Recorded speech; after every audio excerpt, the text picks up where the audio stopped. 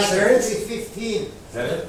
Yeah. I wouldn't want to be on a train going that fast. I know. There was two girls that I've been very close to, electrical engineers.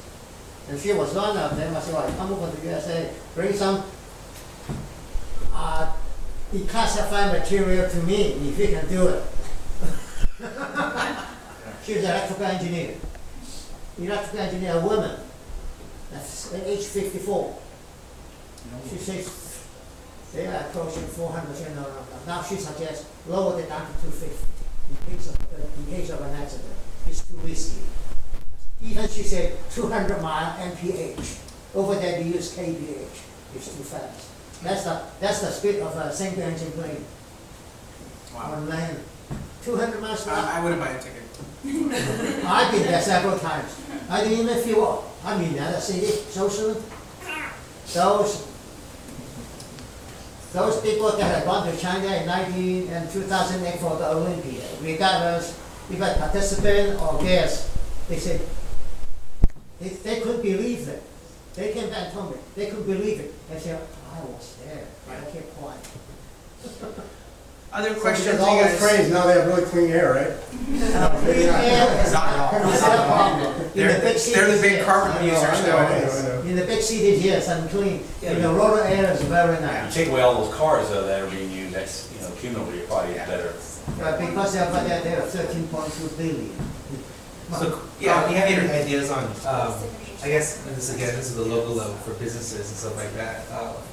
I just read like 2013 Forbes article, they said like San Diego was ranked 78 in the, easiest top cities to do business. friendliness. Yeah, and I think it's Iowa or something, Des Moines, Iowa is like number one. Yeah. So I was just curious if there were things at I guess at the state, at the Congress level, can you Well, influence? my role's always been, I don't care if it's just underneath my jurisdiction. If it's a problem for the community, I'm going to be actively involved in pushing for reform. So in the state of California, we have got to reform both the tax and regulatory system out here. Went to each of the college campuses in November, and again, winning over college students is hard to get them engaged, to get them involved. But I started out by saying, 20 years ago, I was sitting in one of these chairs here. 20 years ago, I was in college, showed up.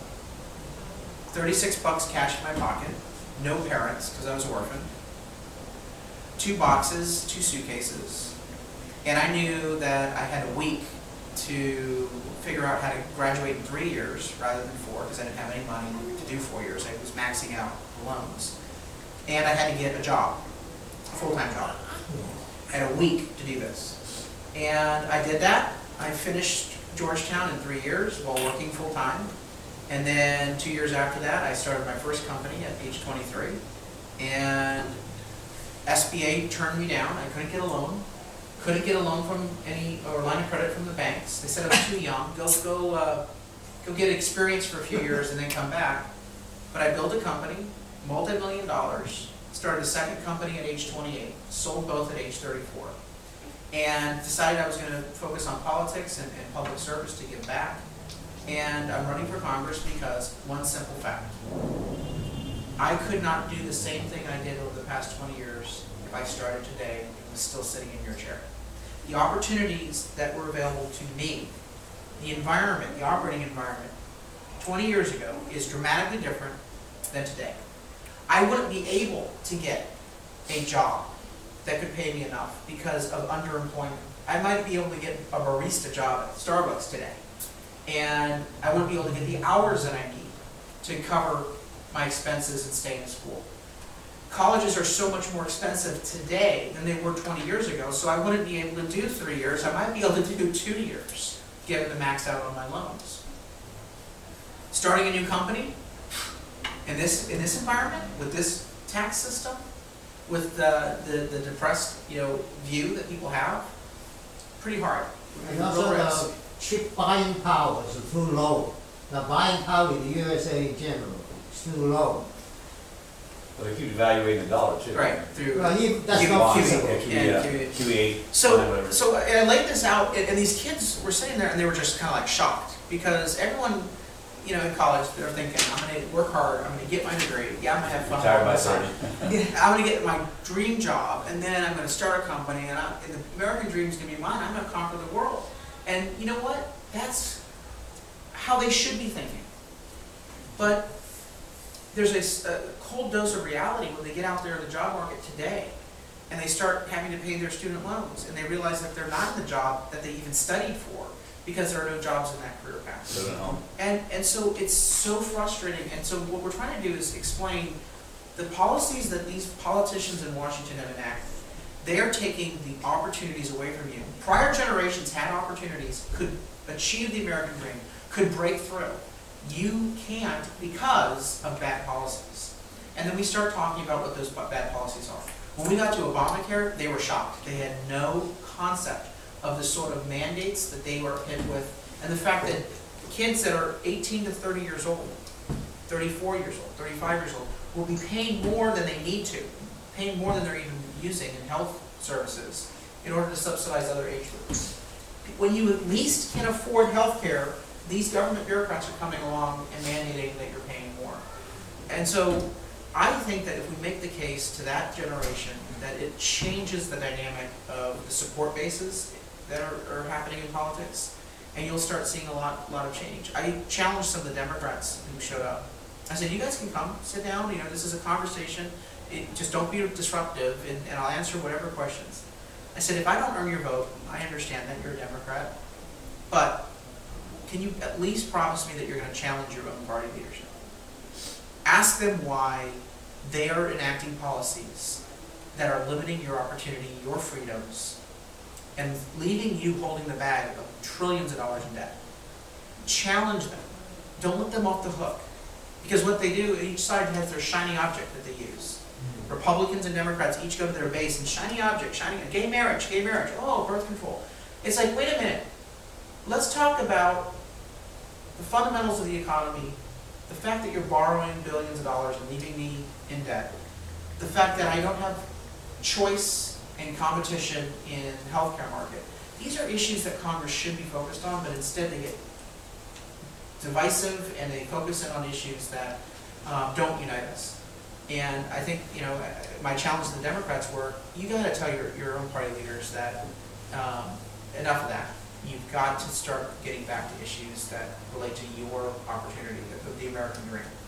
And I hope it had an impact. I know the independents and several Democrats stayed afterwards and signed up to support the campaign. College kids. Are you pro foreign country investment or you are against? I would love any sort of investment in the United States. Okay. Bring us all the investment we can possibly get. Because if you invest in our country, you can expand and create jobs. And that's what it should be. Employment. You look at Ron Nixon did, 1972.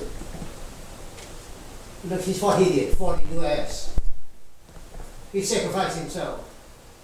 You know how much he brought back to the U.S. when he returned to the U.S. on that little briefcase of orders? Boeing alone is tremendous. Boeing one company alone. And now USA, maybe you gentlemen don't even know the fact. USA is outside that. Bush Jr. and Obama, 1.82 trillion debt to China alone. Yeah. I saw the paper. But 1.82 trillion. And to Peter's question and tying your comment about investment together, business owners will not invest in a company. They don't want to expand unless they know what the rules are, what the cost is going to be, and are reasonably assured that there's not going to be any surprises. Yeah. And what's happening in the state of California is that the costs are high, the rules are unclear, and time again, the government's coming along and pulling the rug out from underneath them. The Brown taxes that were implemented were retroactive, for example, went all the way back to the first of the year rather than starting proactively. And so people feel as though, wait a minute, I could be working and then someone tells me, on the profits that you've achieved or the operations you've had for the last 9 months, you now have an even larger tax. So I've talked to too many people who are deciding to leave the state of California or have decided to cut back on investment and expansion because of the uncertainty and the risk associated with operating here. You go to Gateway, you come to San Diego, then you move back, you move somewhere else. Yeah, and so I want to encourage an environment where people feel that the rules are stable enough and the costs are reasonable enough that if they invested and hired and expanded in a company, that they will be able to make it successful. Have a good future. Yeah, And they won't be betrayed one day, sooner or later. right. If we can have some influence on that area, when I bring you to China, then you know who I am. Then you know who I am. I like it. I just saw, Yeah. it was, I think it was Dateline, they were talking to the CEO of Apple, and they're ramping up a large manufacturing facility in Austin, Texas, for the Yeah. next generation. I MacBooks. visited that Yeah, I saw facility, that, yeah, I so visited the that's facility. huge, And they had an opportunity to come to California, Yeah. and they chose not to of course. because of the different tax and regulatory It's structures. the tax structure, overtax. Well, the governor of Texas, Perry, did some smart, everyone, I am asking him to come here, but it's a smart move. I mean, Yeah. it's Hey, the worst tax base in It's the United States. business. If you want to earn more customers, you go out, you do the business development, and that's what Perry is doing. And it's funny because when Brown and some of these other politicians said, oh, Perry needs to go to his own state and stay there, he shouldn't be coming out here, seeking our jobs. My response was, Compete. you know what? If your policies are good and pro-jobs, then you shouldn't have to worry about him coming out here. You should actually invite him and say, bring as many people as you like, because we'd love you to stay in our hotels, we'd love you to spend money in our shops and restaurants. Well, their answer is always, California's so unique because of the weather, that's always their Yeah. response. Yeah. Well, if people want to come out here, Well, teachers, the weather's not going to overcome some yeah, of but the teachers and basic firemen in San Francisco, they get their housing subsidized. Teachers and firemen, and police, because you can't attract police Yeah. officers, they're gonna live there, you gotta live within a certain area, but you can't afford it, it's so expensive in San Fran, it's ridiculous. But I'm excited about this, and it's not going to be easy. The special interest groups are going to pour millions into this seat against me. The unions don't want me elected because they know that I'm going to be advancing common sense pension reform at a national level, just like we did here in San Diego. Other groups they like their cushy, sweetheart deals that they have, and I'm going to challenge that because I did that in San Diego. The establishment is happy with the status quo, and the status quo works for them. Here's a question for you. You said Peters run against, right? Yeah. Now, how would you compare Peters to, what's his face, the guy running for mayor, the 33-year-old? Alvarez. Alvarez, who's way behind, is always gonna lose. To me, are they not voting for him because he's too young, but a year and a half, or because he had the same? There's a whole laundry list on that. It's a different outcome or turnout. So you'll probably get about 30% of the voters showing up in the mayor's race in the special election versus 60% in my race and 80% in the mayor's race in 2012. Bigger numbers in favor of Democrats. Yeah. The more people Because they're vote. gonna Or low drive information. around the neighborhoods and pick them up in a bus, But off some cigarettes. my view is They've done that. we want to go after every single voter because I want to win those lower information voters for next election as well. I want to engage them and get them the information they need, because if we don't get people speaking out in both parties, the same stale debate will happen year after year.